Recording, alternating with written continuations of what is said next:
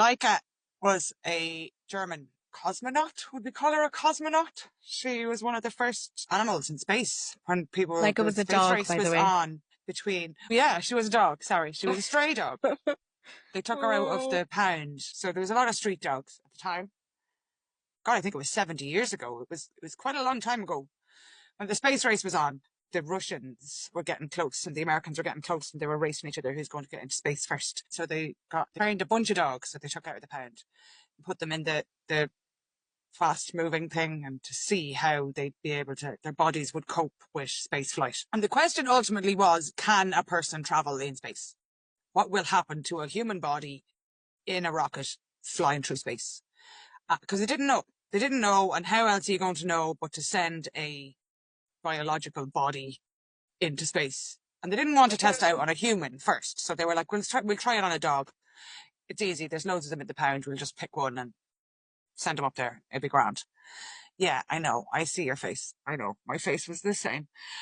So they trained like 3 or 4 dogs that they picked that were really well behaved and really good, and they put them in the little tiny capsule and they went through serious training. And yeah, I know. Do you remember the picture? I sent the picture to you. Oh, it's so I'm sad. actually about to start We'll put the crying. picture up, okay?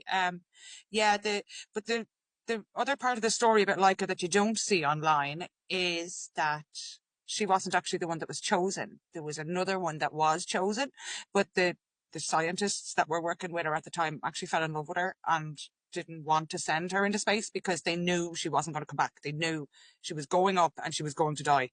They didn't have a return plan. It was literally hook her up with all these different things to monitor the heart rate and all that stuff so they could see scientifically what is happening and how far and for how long and stuff a body could live in space flight. So they did. They when it came time for the launch, they took the dog that had been chosen and like snuck him out under his coat and brought him home and kept him. And Laika ended up being like number 2, and she was put on that flight. And she's representative, for me, she's a representative of the sacrifice that animals have given for humanity to be where we're at. That there's so many animals throughout history that have been used in scientific testing for medical stuff, for space flight, for pretty much everything. We've used animals first, and then it's like, oh, it is safe or it isn't safe for people.